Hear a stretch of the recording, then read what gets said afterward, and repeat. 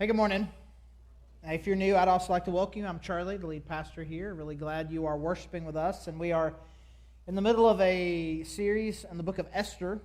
And Esther is kind of one of these books that really, the further you get along there in the Old Testament, work kind of really intersects with like some pretty well-known events and people in history. And it reminded me of this conversation that we had with Lauren, our middle daughter, who, when she was a preschooler at the time, and she was asking some question about some current event kind of deal, some geography kind of deal. And so we connect the question that she was asking to those same places in the Bible. And she's like, no, that's what I'm talking about. I'm not talking about what happens in Bible land. I'm talking about what happens like in this world. And so then you have this kind of bit of pastor like panic attack, right? Where you're like, my daughter doesn't believe the Bible's true. And but it's like you talk to her, it's like it wasn't that she didn't believe it was true. Like everything that happened in the Bible happened. It just happened in this other world. And it's not the same thing as this world. And even though that may not be what we think, I think some of us kind of approach the Bible a little bit like this way, like this is happening some other place. And when we talk about Israel, it's like, no, Israel, like the place that you can go to. And it talks about rivers. And like, hey, I know the locations of these rivers. And again, now we're talking about historical events. And I think the more that we can kind of connect, especially the Old Testament, to historical events, it can kind of help it feel a little more real and maybe just kind of unlock some of the confusion maybe that we have, intimidation that we have with the Old Testament. And so we find ourselves here with Esther in a really interesting time in the history of Israel, but really of that entire region. And we'll just back it up a little bit to make sure we understand Old Testament history. So Israel is a nation. It's in the same location that Israel today is, different borders or whatever, but Israel is a nation. And it had 3 kings when it was a united kingdom.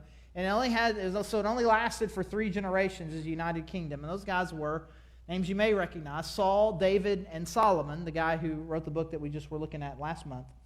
And after that, they had a civil war, and it broke out into 2 kingdoms, a northern kingdom, which kept the name Israel, and a southern kingdom named Judah. And most of the action of the people that we know that happened in Judah, the southern kingdom. And when Israel became to be Israel again, it was really the people of Judah that ultimately became long-term Israel. But regardless, we've got this divided kingdom. And in 721 BC, the Assyrian kingdom came in and conquered and wiped out the northern kingdom. And essentially just wiped them off the map, like ceased to exist kind of thing. Like they were just done. And then the northern kingdom hung on for about another 125 years or so. So just about 597 BC, somewhere around there. The Babylonians, which again, now as we progress through time, like there's a name, if you understand history, that was a pretty powerful kingdom at the time, and they conquered the southern kingdom, and they had a different strategy. Essentially, they didn't want to wipe out the people that they were conquering. Essentially, they wanted to turn the people they conquered, wanted to turn them into Babylonians. They kind of had a cultural assimilation plan. So they took the best and the brightest, the smart people, a lot of leaders, and they took them to the capital. Essentially, we'll just call it for re-education. Try to assimilate them and to make them feel like they're Babylonians. So they want to feel like that they were conquered by the Babylonians, like you wanted them to have the mindset that said, we're Babylonians. And then the people that were left, like farmers and whatever, to kind of take care of everything, they would move in Babylonians into that region to intermarry and live with them again with this idea of becoming Babylonians. Well, that kingdom lasted for a while, but ultimately they were taken out by the Persians. We're fast forwarding through time, so Persians, now they have conquered, and they have a completely different strategy. Obviously, they're Persians. They don't care about people being Babylonians. And they were fine with allowing the Jewish people to go back to establish their country. Not as an independent nation, but yeah, if you guys want to have Israel again, you go down there and do that. You can rebuild the city, that's fine. You can go live there. You can identify as Jews, that's fine. And even the book of Nehemiah, Artaxerxes, who was king at the time, was fine with Nehemiah, who was cupbearer. You can go down there. He wanted to rebuild the wall, and the king let him. Like, you can go down and build this wall, which you would think would be like an act of military defiance, but they could not have been less threatened by these people. Like, sure, go down there. Well, if it's going to make you happy, that's great. Go do that. And so then it's around this time that God kind of sends out word through the prophets, and Mark referenced this last week, that it's time to go back and rebuild the nation. Not just simply towns, but really the idea of God's people. I said that you would be exiled, but then we will bring you back. And now is the time for everyone to come back. And this was the command that was put out there, but some people decided to stay. Some people because they were particularly religious, didn't care what prophets or God had to say at all. Other people, were kind of doing pretty well for themselves and didn't want to go to, I'm doing pretty well, living an upper middle class life, and now I'm going to go down and rebuild a town. I don't want to do that. And so Mordecai and his cousin Esther obviously was orphaned, and she was raised by her older cousin Mordecai. Mordecai decides to stay. We don't know if it's because he doesn't really care about God, what God says, or if it's just for kind of personal reasons. Regardless, just even from a background, we need to recognize they shouldn't have been here. They should have followed God's commands and gone down and rebuild the nation of Israel and ultimately God's people, but he chose to ignore that. And I think that's important for us to understand, because the circumstances that Esther finds herself in are pretty wild once you put the whole story together. Because we've got this story of this incredibly courageous, strong woman who does something incredible, but the story becomes more incredible the darker you realize the story is, and the darker the situation that Esther finds herself in as you figure this out. And so we don't want to gloss over this, because now we're talking about King Xerxes, and King Xerxes is a known figure. You can look him up. You can learn things about him. He thought he was God. He was kind of a giant. He was an arrogant person and very cruel, and we see a glimpse of that in chapter 1 that Mark talked about last week, where the queen, he's holding this kind of just months-long drunk party with his boys, and at some point in that, kind of looks at his guys like, what we should do? We should have the queen come. And he calls the queen in to do who knows what. But when your drunken, arrogant husband who thinks he's a god calls you and says, I want you to come here, most likely in her birthday suit, I want you to come in here, I want to show you off. Like, whatever's about to happen is not going to be great. And so she does actually something pretty brave and says, no, thank you. And then she ends up getting banished. And so then what happens next is this awful guy says, all right, well, I need a new queen. Gather up all the best-looking virgins in my kingdom and bring them to me. And then he forces himself upon them as an audition for who gets to be the next queen. And Esther gets caught up in this. And that's a terrible situation to be in. I mean, it is abuse. It is horrible. And so she's in a place where she shouldn't have been, because her guardian had them here when they shouldn't have been. And now she has been taken into the harem of this awful king, and then been tested upon to decide. And again, what she does is amazing. She rises above these terrible circumstances and conducts herself with a lot of grace and honor. And as we continue on, we're going to see with incredible strength. But I don't want us to get so caught up in how great she was that we don't realize how terrible this situation was. Because again, it is her courage and strength in terrible circumstances that make this such a great story. And things do not get any better. We're about to introduce to this guy, chapter 3, this guy named Haman, who is essentially the king's right-hand man. And when you are second in command of the Persian Empire, and the number one in command says he's God, whatever it is you think you are as number two is going to be pretty elevated. So we have here a really arrogant person who seems to really value other people, worshiping him too, kneeling down to him. And he's a terrible character. And we kind of get some intro into him. Verse 2, we'll pick up the story, Esther chapter 3, verse 2. All the royal officials at the king's gate knelt down and paid honor to Haman, for the king had commanded this concerning him. But Mordecai would not kneel down or pay him honor. Then the royal officials at the king's gate asked Mordecai, "Why do you disobey the king's command?" Day after day they spoke to him, but he refused to comply. Therefore they told Haman about it to see whether Mordecai's behavior would be tolerated, for he had told them he was a Jew. When Haman saw that Mordecai would not kneel down or pay him honor, he was enraged. Yet having learned who Mordecai's people were, he scorned the idea of killing only Mordecai. Instead, Haman looked for a way to destroy all Mordecai's people, the Jews, throughout the whole kingdom of Xerxes. And so Haman's coming around, and he's just basically where he goes, hey, I'm the man, and I need you to pay me honor. And all the king's officials did this. The king said they were supposed to, and they did, except for Mordecai. And in the Sunday school, VeggieTales, kind of everybody's a good guy, and this situation kind of gets glossed over. Mordecai does this because he can't bow down to anybody but God. That is very, very unlikely not true. Because this guy had been in the presence of the king, and that king believed himself to be God. And if he was in the presence of the king and survived, then he definitely paid homage and bowed down to the king. So it's not like he's just got some blanket rule, because I worship only God, I'll never bow down to anyone else. That's just not true. And so it's got to be something else. And so it could just be just good old-fashioned pride.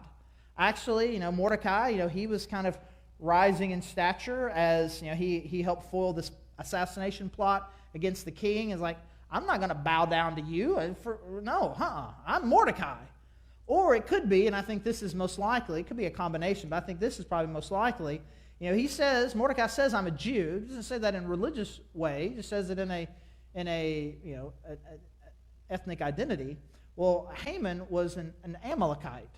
And Amalekites were one of these groups of people that when Israel was coming out of Egypt to establish their land, one of the people that they essentially just wiped off the map. Obviously, some of them survived, but he's a descendant of that. And so there is a huge, long-term racial, cultural animosity between these two groups of people. And so, I'm a Jew, you're an Amalekite, and no, I'm not going to pay honor to you. And so then what Haman does is like, well, not only am I going to do something about you, I'm just going to see if I can wipe your entire race off the map. So he comes up with a plan. Again, we can use other words for it because it's a Bible story. He comes up with a genocide plan. We are going to wipe this race off the planet. And he goes to the king and says, there's this group of people out there, and they're not really doing what they're supposed to do. They're not really living the way that they should. I think we should just destroy all of them. Are you in for genocide? I'll pay you if that will help. He's like, no need to pay. If you think they're no good, let's just do genocide. And so now everybody is crazy scared. And so now we get to Esther. No one knows that she's Jewish, but now the word is starting to get out. This has happened. She's in a place where she shouldn't be because her guardian didn't do the thing that God asked them to do. She has been gathered up into the king's harem and violated in ways that we shouldn't even think about. We don't want to think about anyway. And she has been put in this situation now where her and everyone in her family and everyone that her entire race is about to get wiped out, and she has not done anything. If anything, in part, this was provoked by Haman is a terrible, evil person, and Xerxes is so indifferent to people that aren't him. Genocide is the kind of thing he would gladly sign off on without even knowing who he's talking about or really why. So Haman's terrible. Xerxes is terrible. This is all happening to her. Mordecai kind of, in part, instigated some of this. And now here she is, a victim of a lot of different things. And here's the thing that she's going to have to do, and now we're going to try to connect this to you, because we've all got stories, and we've got parts of our stories that are not great, that aren't amazing, that have taken us to places we didn't want to go and to become people we didn't necessarily want to be. And so however it is you are here, just both personally, physically, spiritually, emotionally, how you got here, I want to say this: you need to deal with that. You need to deal with how you got here. Because here's what tends to happen. When our journey, our life begins to take zigs and zags in ways that we don't like, when people do things to us, we find ourselves a victim of other people doing things to us, whether evil or indifferent or whatever, we tend to do one of two things. we tend to just pretend it didn't happen. Things happen, life happens, and you just kind of paint over it and pretend that it didn't happen. And that is a recipe for an explosion later. Or we get stuck there. Well, I was going to live a good life. I was going to be the right kind of person. I was going to do this. I was going to do this. But then this happened, so shrug. And now I'm just a victim of circumstances that I can't control. And we think that that gives us a pass from life. And the thing is, we can continue on in this story. I'm about to tell Esther. It's like Esther is able to look past all of the hurt and do something awesome. And I'm going to encourage you to do the same. But what I don't want you to hear me say is, sometimes life's tough and you need to suck it up. You need to just, like an over-aggressive dad, you cry, you scrape your knee or your elbow or whatever. It's like, we don't cry. I'll give you something to cry about. That kind of thing. That's not what I'm saying. I don't want you to ever hear me say, well, bad things happen to everybody. Are you going to cry about it? Yes, you should cry about it. You should grieve it. You should process it. You should say, yeah, this was terrible. I didn't want this to happen to me. I didn't want to end up here. This person hurt me, and this is real, and I'm going to deal with it. I'm not going to ignore it, but I'm not going to be stuck in it either.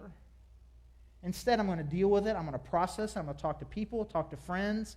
I'm going to talk about it with God. I'll interact with a counselor or whatever. Whatever it is that I feel like keeps me from being able to say yes to the next thing that God has for me, I'm going to deal with it.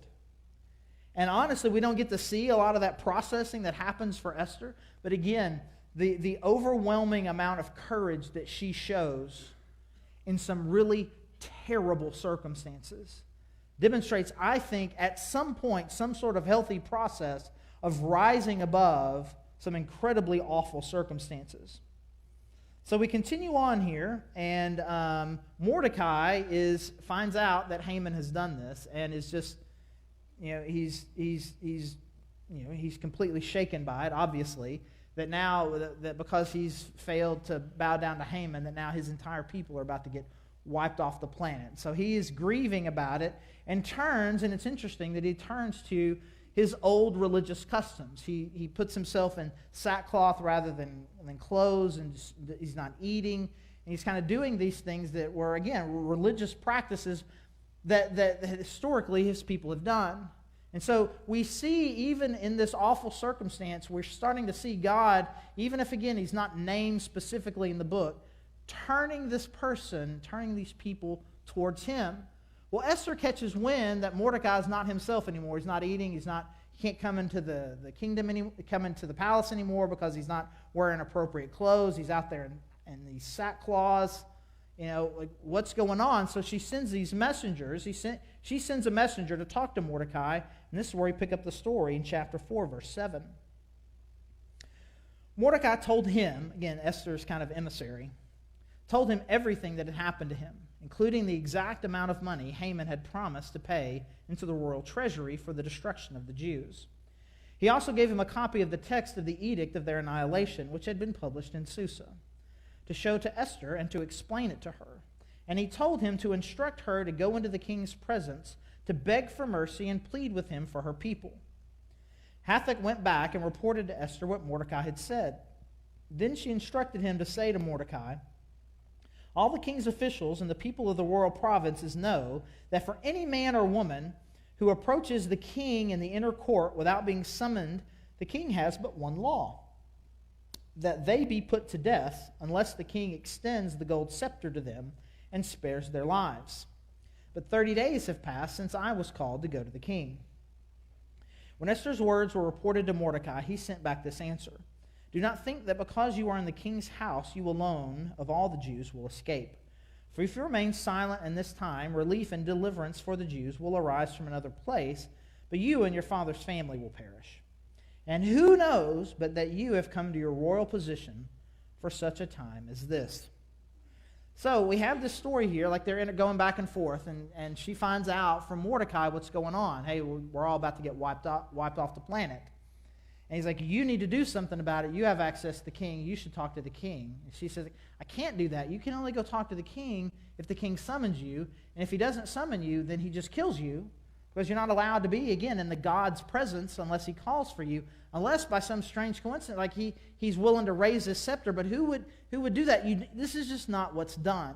I will take a pause here because I think this is an important point. If you've ever heard of this story before, how this story gets sanitized and becomes a little confusing. It was a 2 to 4 part story in my Sunday school class growing up. And the first week was always this, that the queen did something to the king Xerxes that he didn't like, and so he told her she had to go. And so the king then looks for another queen. He gathers up all the girls, and he tries to find who the best person to be the queen was. And he meets Esther. And Esther is beautiful and nice, and Xerxes loves her the best. And so he makes her the queen. Wait, if you've been paying attention, and hopefully you have, you know that there's a lot wrong with that. But that's the story as it's told. And then you come back 7 days later, same class, same teacher, everything, sitting there in Sunday school, and they come back and say, and now this plot has come where the bad guy Haman wants to kill Esther and all her people, and Mordecai tells her, you've got to do something about this. You've got to go talk to the king. But she's very scared to go and talk to the king because the king might kill her if she comes next to him. I never understood that part of the story. It was the most confusing thing in the world. You just told me 7 days ago that he loves her, is the most beautiful and the most awesome thing in the world, and now she's scared to be like, hey, what's up? You're going to kill my whole family. Please don't. He's like, no, he might. Like, it didn't make any sense. And so, like, the greatest moment of courage that she shows kind of gets glossed over because we can't tell the first part of the story well enough. We're so creeped out by it. This dude thought he was God, had banished the first queen for being unwilling to engage in what was probably going to be a highly inappropriate sex act in front of his whole squad.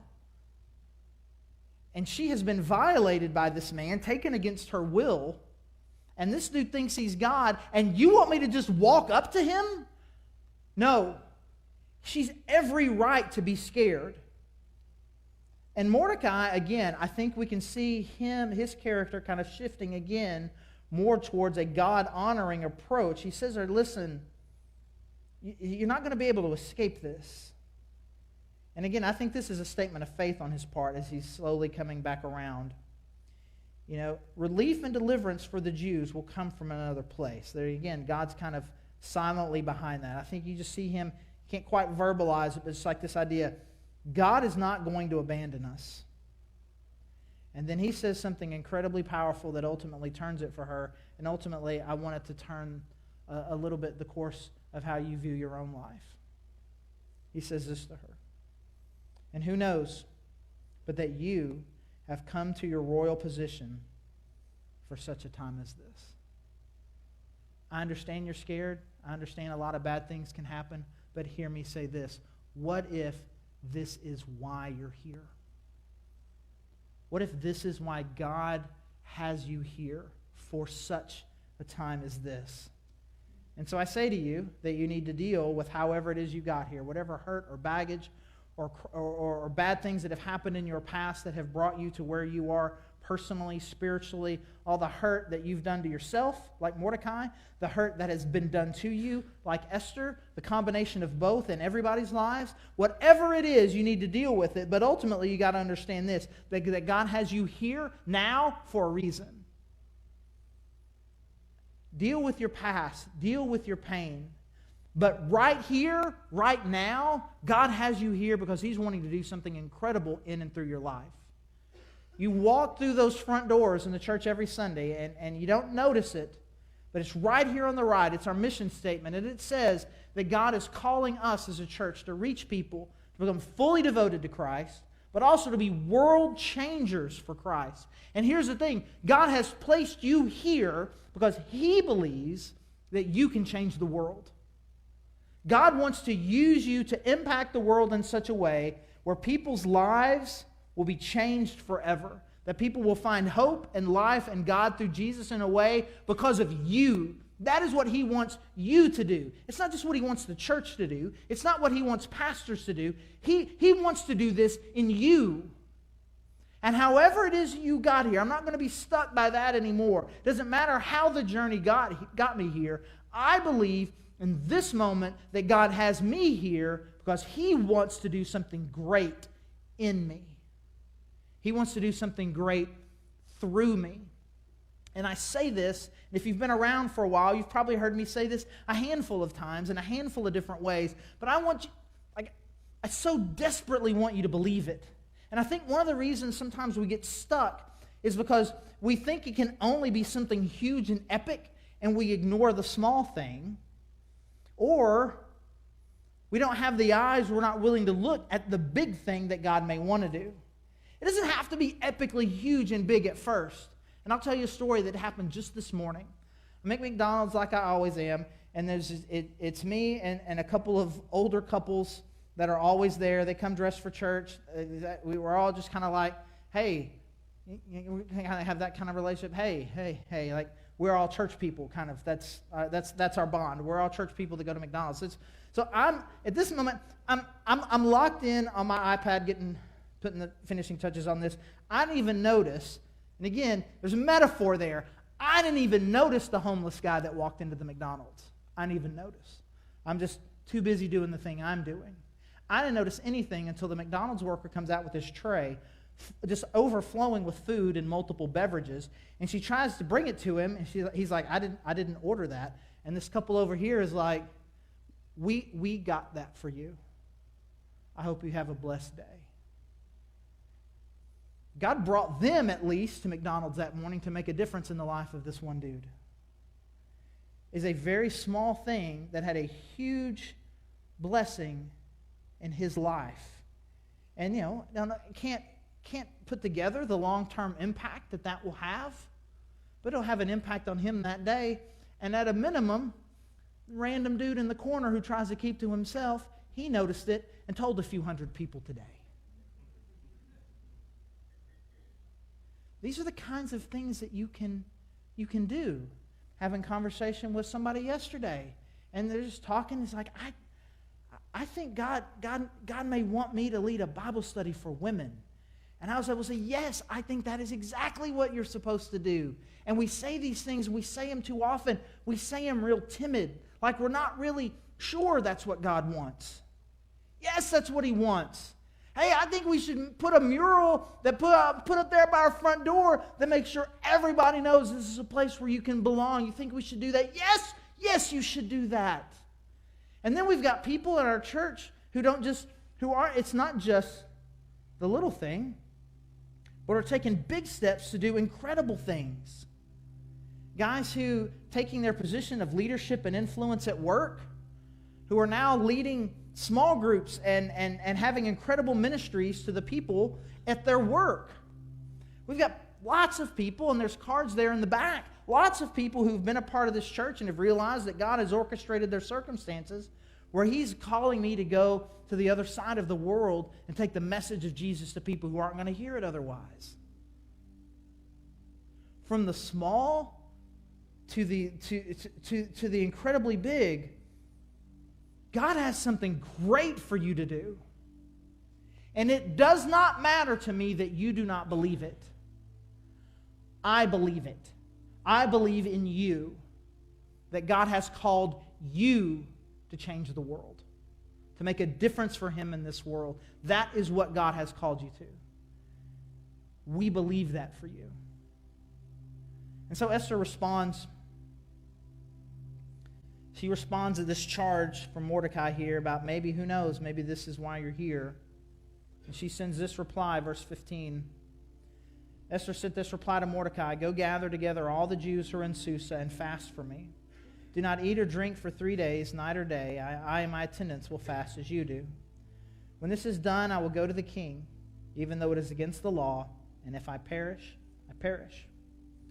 So Mordecai went away and carried out all of Esther's instructions. She said, I'll give it a shot. This may be what God has called me to do. I'll do it. If I die, I die. But here's the thing that she knew. There's no way she was going to be able to do it by herself. And whatever awesome thing God has for you in the future, you're not going to be able to do it by yourself. And we'll end with this. We need each other. We need each other. She knew, she understood, if I'm going to do this, I'm the only one that's going to be able to go in front of the king. But Mordecai, I need you to know that you're with me. And again, a turning back to their connections with God, the things that they would do in worship of God. We need to fast. We need to not eat as a sign of unity with each other, a sign of unity with God, that we want God with us, that we need to be in this together. And she asked her attendants to do the same thing. She can't do this by herself. And whatever it is God has for you, you can't do it by yourself. She needed an incredible amount of counsel even to get to the point to where she was willing to consider it. Back and forth, back and forth. No, you need to do this. You need to do this. And then once she even made the decision, okay, I think I'm going to try, she needed people with them. And that is the kind of church that we want to be. A kind of church that is standing behind and beside and in front and all around each other, helping one another, have the courage to make the decision and then the strength to make it happen. Don't try it by yourself. And I want to say this again. I believe in you. I believe in whatever hurts and past that you have, that God wants to heal you and carry you through it.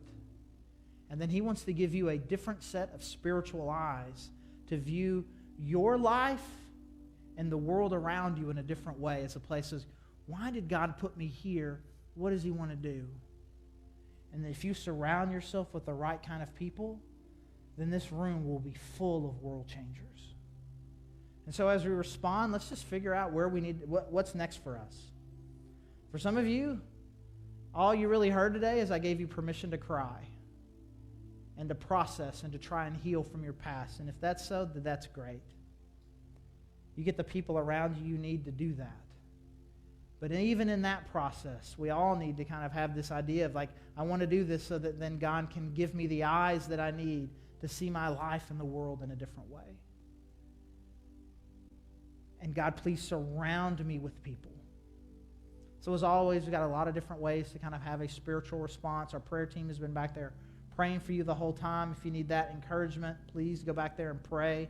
Again, the people that have already gone to other sides of the world to do incredible things, they need us still, and there's prayer cards back there for some of them. We have communion back there as a way to connect with God through Jesus and remember and commemorate His death on the cross for you. There's prayer candles, praying at the cross. You can pray where you are. You've got a chance to worship. We've got a chance to give. Again, another statement of how we're in this together. But let's just be praying and believing that God wants to heal us and use us together. Let's pray.